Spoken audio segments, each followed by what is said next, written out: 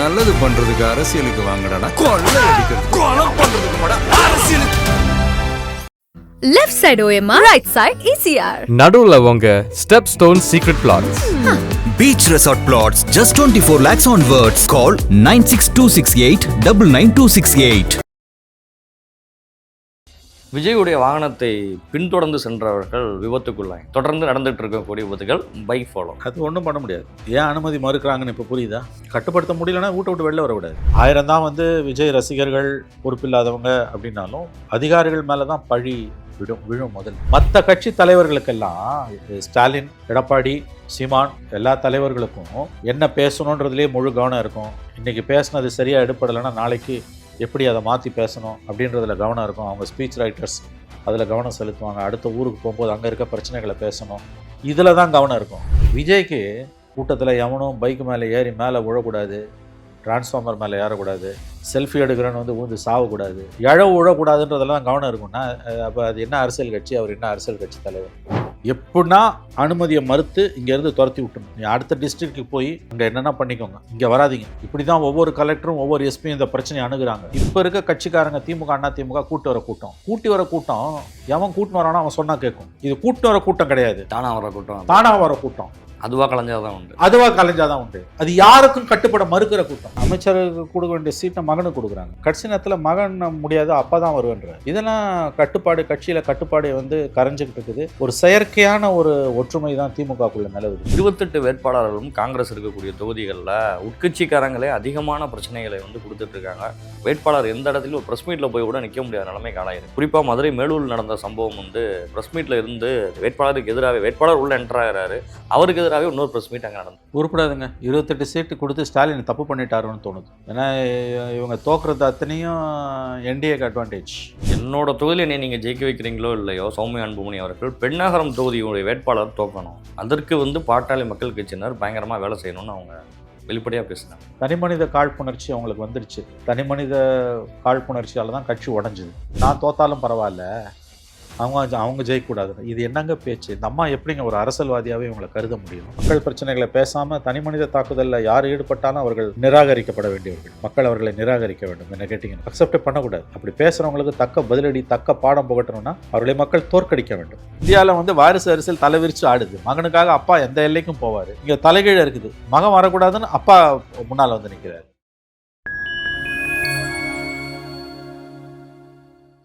Fine time மீடியாவோட ஒரு special இன்டர்வியூவில் சிறப்பழைப்பாளராக தமிழ்நாட்டினுடைய ஒரு மூத்த ஊடகவியாளர் மணிசார் அவர்கள் இணைந்துள்ளார். சமகால அரசியல் நிகழ்வு குறித்த பல்வேறு கேள்விகளை முன்வைக்கின்றோம். வாருங்கள் நிகழ்ச்சிகள் சொல்லலாம். வணக்கம் சார். வணக்கம். விஜயுடைய வாகனத்தை பின்தொடர்ந்து சென்றவர்கள் விபத்துக்குள்ளாய். இன்னைக்கு தற்சமயம் விஜய் போயிட்டு இருந்த பிரச்சாரத்தில் பாலிமர் ஒரு தலைப்புச் செய்தியாக போட்டுட்டு இருக்காங்க. தொடர்ந்து நடந்துட்டு இருக்கக்கூடிய விபத்துகள் பைக் ஃபாலோ. அது ஒன்றும் பண்ண முடியாது. ஏன் அனுமதி மறுக்கிறாங்கன்னு இப்போ புரியுதா? கட்டுப்படுத்த முடியலன்னா வீட்டை விட்டு வெளில வரக்கூடாது. மனித உயிர்கள் விலை மதிப்பு இல்லாதவை. அடுக்கடுக்காக விழுகிறாங்க கீழே. தாங்க கரூர் சம்பவத்தில் நடந்த மாதிரி 10ல் 1 பங்குன்னா கூட சொல்லக்கூடாது. 10ல் 1 பங்கு நடந்தால் கூட, அதுக்கு கீழே நடந்தால் கூட அவரோட பிரச்சாரங்களுக்கு இனி எங்கே அனுமதி கிடைக்காது. கூட்டத்தை கட்டுப்படுத்த முடியல. யார் சொன்னாலும் கேட்க மாட்டேன்றான், போலீஸ் சொன்னாலும் கேட்க மாட்டேன்றான், விஜய் சொன்னாலும் கேட்க மாட்டேன்றான், யார் சொன்னாலும் கேட்க மாட்டேன்றாங்கன்னு போது எப்படி நீங்கள் கூட்டங்களை எப்படி நீங்கள் இதை அனுமதிக்க முடியும்? ஆர்கனைஸ் பண்ணக்கூடிய ஆர்கனைசர்ஸை யாருமே கண்ட்ரோல் பண்ணுறதில்ல. அந்தந்த மாவட்டங்களில் வந்தால் அதை வரவேற்கிறாங்க. எவ்வளோ க்ரௌட் ஏறுதோ அந்த அளவுக்கு நமக்கு ஒரு மாஸ் கிரியேட் ஆகுதுங்கிற மாதிரி அவங்களே அக்செப்ட் பண்ணிக்கிறாங்கிற மாதிரியான பேச்சுக்கள் தான் வெளியில் வந்து. தப்புங்க, ரொம்ப தப்பு. இவங்க கரூர் சம்பவத்துக்கு பிறகும் பாடம் கற்கவில்லை என்றால் யாரும் ஒன்றும் பண்ண முடியாது. இந்த சம்பவம் நடந்த ஒரு 5 நிமிடத்திற்குள் சென்னை விமான நிலையத்தில் நடிகர் ரஜினிகாந்தோடைய பேட்டி. வாகனங்களை பின்தொடர்ந்து செல்றதை விட படிப்பில் கவனம் செலுத்தினீங்கன்னா கூட வாழ்க்கை முன்னேறும் ரஜினிகாந்த் சொல்லிடுறாரு. கரெக்டு தாங்க அவர் சொல்கிறது. யார் சொன்னாலும் நல்லது சொன்னால் எடுத்துக்கணுங்க. அவர் சொல்கிறது கரெக்டு தான். எப்பொருள் யார் யார் வாய் கேட்பினும் அப்பொருள் மெய்ப்பொருள் காண்பது அறிவு. கரெக்டு தான் சொல்கிறார் அவர். புத்தி கட்டு போய் வாகனத்து பின்னால் போய் விழுந்து சாவுறதுன்றது உன் குடும்பத்துக்கும் பிரயோஜனம் இல்லை, நாட்டுக்கும் பிரயோஜனம் இல்லை, வீட்டுக்கும் பிரயோஜனம் இல்லை, நாட்டுக்கும் பிரயோஜனம் இல்லை, உனக்கும் பிரயோஜனம் இல்லைன்னா என்னது இது? எந்த நடிகனும் பின்தொடராது. கரெக்டு தான். நானாக இருந்தாலும் அதே தான் சொல்கிறார். 100% கரெக்ட் அவர் சொல்கிறது. ரஜினி சொல்கிறது கரெக்டு தான். அரசியல் தலைவராக வந்தாலும் நீ அடிப்படை நடிகனாக இருக்கும்போது இது தப்பு தான். உன் வாழ்க்கையை நீ முன்னேறது பார்க்குறத விட்டுட்டு போய் விழுந்தின கூட்டங்கள் பெரிய அளவில் கூடி விழுந்து சாவுறாங்கன்னா யார் தான் என்ன பண்ண முடியும் சொல்லுங்கள்? பழைய கதை தொடருது. இப்போ நீங்கள் சொல்கிறத வச்சு பார்க்கும்போது எதுவும் மாறல. ஆட்சிகள் மாறினாலும் காட்சிகள் மாறலன்னு உதாரணத்துக்கு சொல்லுவாங்க. ஆட்சி மாறல, ஆட்சி தொடருது, ஆனால் காட்சிகளும் மாறல. இதுக்கு யார் தான் பொறுப்பு? இதுக்கு எனக்கு தெரிஞ்சு இதில் அரசாங்கத்தை எப்படி பொறுப்பாக்க முடியும்னு எனக்கு தெரியல. எப்படி பொறுப்பாக்க முடியும் சொல்லுங்கள்? இப்போ நீங்களே ஒரு அதிகாரி, கலெக்டரு, நான் ஒரு எஸ்பின்னு வச்சுக்கோங்க, இல்லை நான் ஒரு கலெக்டர், நீங்கள் ஒரு எஸ்பி. நம்ம 2 பேரும் விஜய் நம்ம மாவட்டத்துக்கு வராருன்னா கூடிய வரைக்கும் அனுமதியை மறுக்க தான் பார்ப்போம். ஏன்னா எதனா ஒரு அசம்பாவிதம் நடந்ததுன்னா நம்ம தலை உருளும். அப்போ தயவு செஞ்சு கையெடுத்து கும்பிட்டு, பா தம்பி இங்கே வேணாம், நீ பக்கத்தில் எங்கன்னா போடு அப்படி தான் பார்ப்போம். ஏன்னா இந்த மாதிரி ஏதாவது நடந்ததுன்னா பழி வந்து 1000 தான் வந்து விஜய் ரசிகர்கள் பொறுப்பில்லாதவங்க அப்படின்னாலும் அதிகாரிகள் மேலே தான் பழி விழும். முதல்ல 10 பேர் பைக்கில் விழுந்து பொத்துன்னு பைக் மேலே விழுறான்னா பின்னால் வர வாகனங்கள் சொல்கிறதுக்கே பயமாக இருக்குல்ல நமக்கு, இல்லையா? 41 உயிர்கள் போச்சே, ஒரு உயிரை உங்களால் கொண்டு வர முடியுமா? ஏதோ ஒரு உயர்ந்த லட்சியத்துக்கு போச்சுனாலும் பரவாயில்ல, ஒரு நடிகனை பார்க்கறதுக்காக முண்டி அடிச்சுன்னு போய் விழுறீங்கன்னா யார் என்ன பண்ண முடியும்னு தெரியல வினோத். இதில் எப்படி மற்ற கட்சி தலைவர்களுக்கெல்லாம், ஸ்டாலின், எடப்பாடி, சீமான் எல்லா தலைவர்களுக்கும் என்ன பேசணுன்றதுலேயே முழு கவனம் இருக்கும்.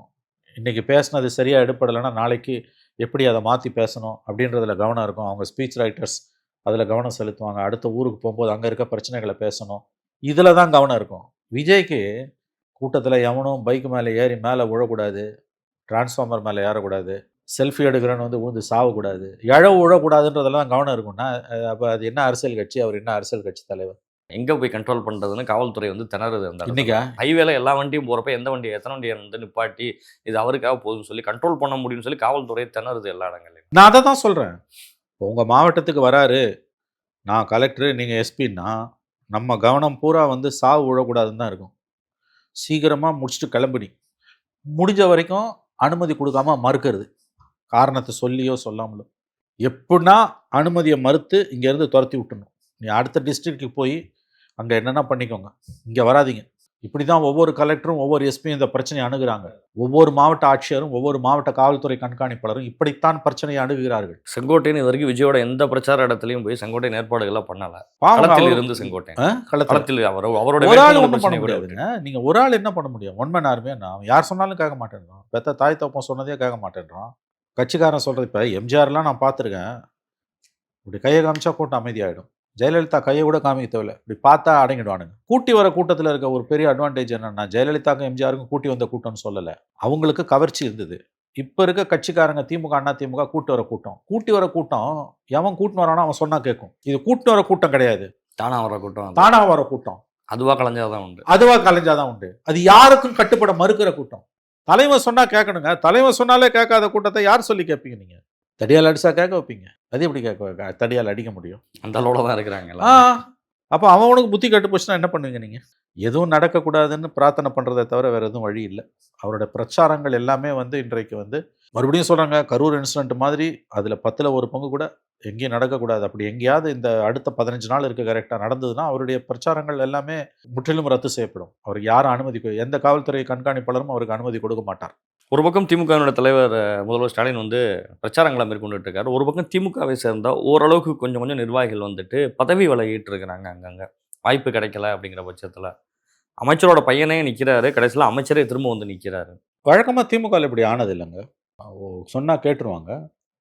அவர் அமைச்சருக்கு கொடுக்க வேண்டிய சீட்டை மகனுக்கு கொடுக்குறாங்க. கடைசி நேரத்தில் மகன் முடியாது, அப்பா தான் வருவேன்றாரு. இதெல்லாம் கட்டுப்பாடு, கட்சியில் கட்டுப்பாடு வந்து கரைஞ்சிக்கிட்டு இருக்குது. ஒரு செயற்கையான ஒரு ஒற்றுமை தான் திமுகக்குள்ளே நிலவுது. உள்ளுக்குள்ளே வந்து வெடிக்க காத்திருக்கக்கூடிய ஒரு வல்கேனோன்னு வாங்க, ஒரு எரிமலை குழம்பு மாதிரி தான் இன்றைக்கி திமுக இருந்துகிட்டு இருக்குது. வெளியில் தெரியக்கூடியது ஒரு செயற்கையான ஒரு ஒற்றுமை. கட்சியில் சீட்டு கிடைக்கலன்னு உள்ளுக்குள்ளே கும்புறின்னு இருக்காங்க. தலைமையால் ஒன்றுமே பண்ண முடியல அவங்கள. 60 புதுமுகங்கள், 60 பேருக்கு சீட்டு மறுக்கப்பட்டிருக்கு. நீங்கள் 60 பேருக்கெல்லாம் சீட்டு மறுத்தீங்கன்னா அது தேர்தல் முடிவில் காட்டும், கண்டிப்பாக தேர்தல் முடிவில் காட்டும். ராகுலை பார்ப்பதற்கு முதல்வர் முயற்சிக்கிறார், திமுக தலைவர் முயற்சிக்கிறார் அப்படிங்கிற ஒரு பக்கமும், பிரச்சாரத்துக்கான டைமிங்கும் சேஞ்சஸ் ஆகுது. ராகுலை பேஸ் பண்ணி தமிழக முதல்வருடைய பிரச்சார பயணங்களும் மாற்றம் செய்யப்பட்டு வந்தது. ஆனால் ராகுல் எந்த இடத்துலையும் முதல்வரை வந்து ஒரு பொருட்டாக எடுத்து பேசவில்லை அப்படிங்கிறது ஒரு கருத்து நிலவுது. ஸ்டாலின் அவர்களும் ராகுல் அன்றைக்கி நைட்டு இந்த லிஸ்ட் அறிவிப்பார்னு சொன்னதுக்கப்புறம் ராகுல் பற்றி ஸ்டாலின் அவர்களும் பேசுவதை நிறைய இடங்களில் நிப்பாட்டிட்டார். இல்லை, இது ஒரு அண்டர்ஸ்டாண்டிங் இல்லைன்னு மட்டும் தெரியுதுங்க. கடந்த 3 தேர்தல்களில் 2019 மக்களவைத் தேர்தல், 21 சட்டமன்ற தேர்தல், 24 மக்களவைத் தேர்தல், இந்த 3 தேர்தல்களில் நிலவிய ஒத்திசைவு, ஒரு புரிதல் ஸ்டாலினுக்கும் ராகுல் காந்திக்கும் இருந்தது. இந்த முறை அது இல்லை, அது தெளிவாக தெரியுது. இப்போ 2 பேரும் சேர்ந்து ஜாயிண்ட் மீட்டிங் ஒன்றாவது பேசுவாங்களான்றது ஒரு முக்கியமான கேள்வி. இப்போ கரெக்டாக வந்து இன்றைக்கி இந்த வாரம் 5 நாள், அடுத்த வாரம் 7 நாள், அப்புறம் 2 நாள், 7 5 12, 12 2 14 நாள் இருக்குது கேம்பெயினுக்கு. இந்த 14 டேஸில் ராகுல் காந்தியும் ஸ்டாலினும் ஒரே மேடையில் கூட்டு பிரச்சாரம் தமிழகத்தில் மேற்கொள்வார்களா என்பதுதான் இன்றைக்கு இருக்கக்கூடிய $1 மில்லியன் கேள்வி. அப்படி இருக்கிறது என்ற தகவல் இதுவரை இல்லை. அதனால் அது இல்லைன்னு சொல்ல முடியாது. மேபி அவங்க அரேஞ்ச் பண்ணலாம். ஆனால் இப்போதைக்கு இருக்கக்கூடிய நிலவரம் 2 தலைவர்களும் ஜாயின்ட் கேம்பெயினுக்கான திட்டம் எதுவும் இருப்பதாக இப்பொழுது தெரியவில்லை. தொகுதிகளால் பிரச்சனை வரும் கூட்டணிகளில். ஆனால் இன்றைக்கி வாங்கின தொகுதிகளில் அறிவிக்கப்பட்ட வேட்பாளர்களே வந்து 28 வேட்பாளர்களும் காங்கிரஸ் இருக்கக்கூடிய தொகுதிகளில் உட்கட்சிக்காரங்களே அதிகமான பிரச்சனைகளை வந்து கொடுத்துட்ருக்காங்க. வேட்பாளர் எந்த இடத்துலையும் ஒரு ப்ரெஸ் மீட்டில் போய் கூட நிற்க முடியாத நிலைமைக்கு ஆளாயிருக்காங்க. குறிப்பாக மதுரை மேலூரில் நடந்த சம்பவம் வந்து ப்ரெஸ் மீட்டில் இருந்து வேட்பாளருக்கு எதிராகவே வேட்பாளர் உள்ள என்டர் ஆகிறாரு, அவருக்கு எதிராகவே இன்னொரு ப்ரெஸ் மீட் அங்கே நடந்துட்டு. என்ன சொல்கிறாங்க அவங்க? நீங்கள் உங்களோட தொகுதியை விட்டுட்டு நீங்கள் ஏன் வந்துட்டு மேலூர் வரணும், உங்கள் மாவட்டத்தில் நீங்கள் நிற்கலாம்னு ஒரு முன்னாள் எம்பியை பார்த்து சொல்கிறாங்க. விஸ்வநாதன் ஆமாம் பார்த்து சொல்கிறாங்க.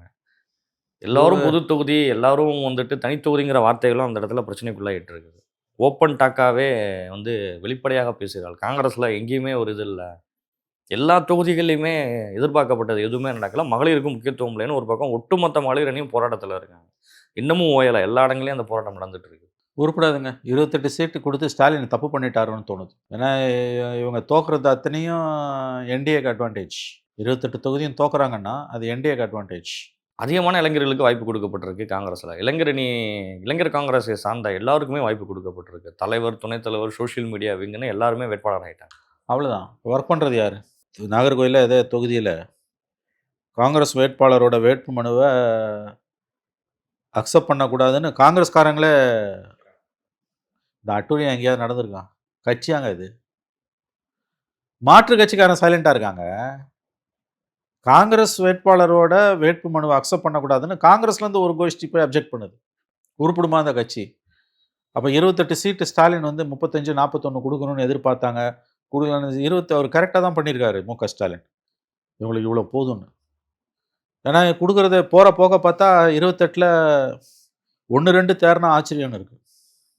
இப்போ 25 சீட்டு தோக்குதுன்னா காங்கிரஸுக்கு இழக்கிறதுக்கு ஒன்றும் இல்லை. திமுக ஒரு அரசே இருக்குது, ஆட்சி கையில் இருக்குது. 25 சீட்டு ஏடிஎம்கே ஏறும்ல, என்டிஏ ஏறிடுமேங்க. ஆல்ரெடியே விஜய் ஃபேக்டர் வேறு இருக்குது. காங்கிரஸை இழுத்துக்கிட்டு திமுக தான் ஓடுது. 28 சீட்டு அதிகம் தான், அது கரெக்டு தான் ஸ்டாலின் பண்ணுது. 41 35 கொடுக்காம 25லே நிறுத்திருக்கணும். என்ன கேட்டிங்கன்னா தப்பு பண்ணிட்டேன். உசிலம்பட்டியே காங்கிரஸுக்கு கொடுக்கப்பட்டது தான் இது வரைக்கும் நடந்திராத ஒரு விஷயம். எப்பயும் ஃபார்வர்ட் பிளாக் கொடுக்கப்படும், இல்லைன்னா அதிமுக நிற்கும். திமுக நேரடியாக போட்டியிடக்கூடிய ஒரு இடமாக தான் இருந்தது. காங்கிரஸிற்கு உசிலம்பட்டி ஒதுக்கப்பட்டதும் மதுரையில் 2 தொகுதி வந்து கொடுக்கப்பட்டதும் தான் சர்ச்சைக்குள்ளானது. ஏகப்பட்ட குளறுபடிங்க. காசு கொடுத்தெல்லாம் சீட்டு வாங்கியிருக்காங்கன்னு கட்சிக்காரங்களே சொல்கிறாங்க.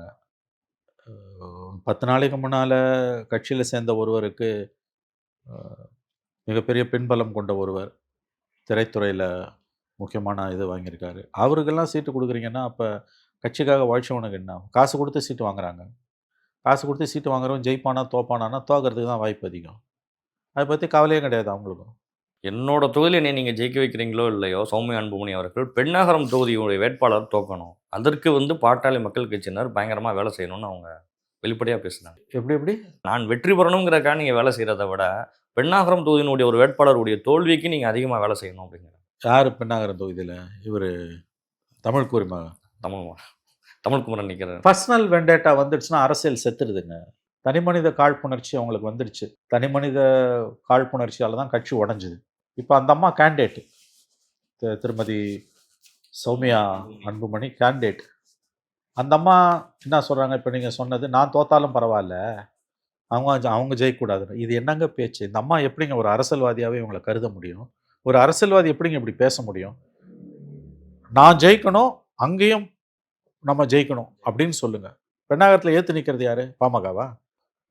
உருப்படாது. அவ்வளோதான். அரசியல் வந்து கீழே கீழே போய்கிட்டே இருக்குது. தனிமனித காழ்ப்புணர்ச்சியோட போனீங்கன்னா அரசியலில் அது எப்படி? அது அப்பாவுக்கும் பிள்ளைக்கும் இன்ன வரைக்கும் சண்டைக்கான காரணம் என்னன்னு தெரியலையே. காரணமே இல்லையா.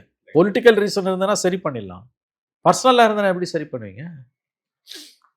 இந்த வார்த்தை அவங்க வாயிலேருந்து ஒரு அரசியல் கட்சியோட வேட்பாளர், ஒரு முன்னாள் மத்திய அமைச்சரோட மனைவி, ஏற்கனவே மக்களவைத் தேர்தலில் நின்று தோற்ற வேட்பாளர், இந்த முறை அவர் வெற்றி பெற வேண்டும் என்று நினைக்கிறார்.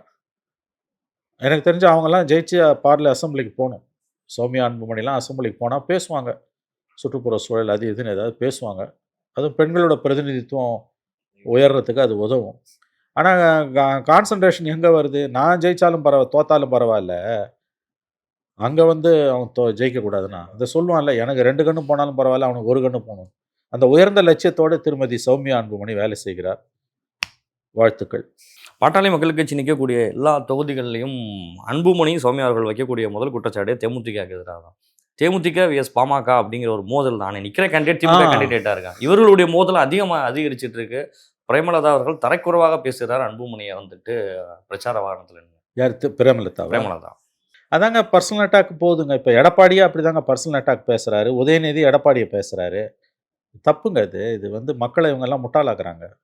மக்கள் பிரச்சனைகளை பேசாமல் தனி மனித தாக்குதலில் யார் ஈடுபட்டாலும் அவர்கள் நிராகரிக்கப்பட வேண்டியவர்கள்.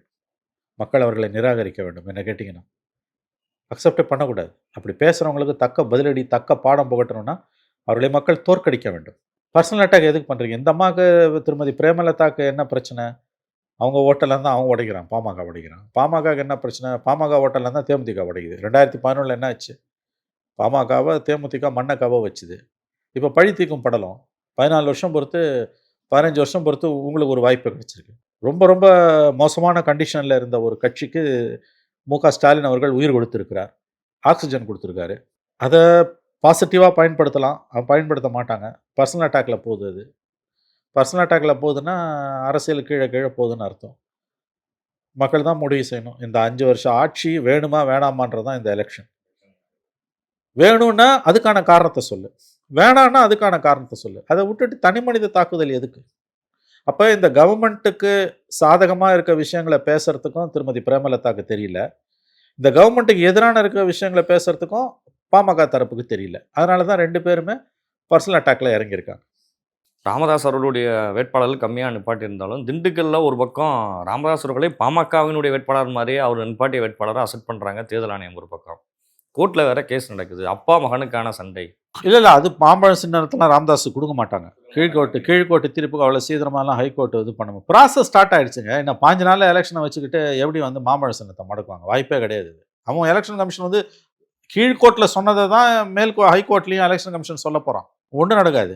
இப்போ இவங்க அப்பீலுக்கு இங்கே முடிச்சுட்டு சுப்ரீம் கோர்ட்டுக்கு போனாங்க, நீ ஹைகோர்ட்டுக்கு போன்ட்டான். இப்போ ஹைகோர்ட்டுக்கு வரலன்னா வாங்க லிஸ்ட்டில் வருதுன்னுட்டாங்க, விட்டுட்டாங்க. நீதிபதி ஒரு சில அவ்வளோதான். நீ வந்து கவுண்டர் அஃபிடேவிட் போட்டு எனக்கு 5 நாள் டைம் போகணும்னு கேட்பாங்க. எலெக்ஷனை முடிஞ்சிடும். மகன் வரக்கூடாதுன்னு சொல்லி அப்பா பேசுவதையும் நீதிபதி குறிப்பிட்டு இருக்காரு. அந்த அதில் குறிப்பிட்டு சொல்றாரு நீதிபதி அவர்கள், மகன் வருவதை வந்து அப்பா தடுக்கிறது வந்து இப்பதான் பாக்குறேன் இந்த கேஸுகள்ல, இப்ப சமீபமா தான் பாக்குறேன் அப்படின்னு. ஆமா, வழக்கமா மகனுக்காக தான் அப்பா அரசியலே பண்ணுவாரு. வாரிசு அரசியல் உலகம் பூரா இருக்கிறது. இந்தியாவில் வந்து வாரிசு அரசியல் தலைவிரிச்சு ஆடுது. மகனுக்காக அப்பா எந்த எல்லைக்கும் போவாரு.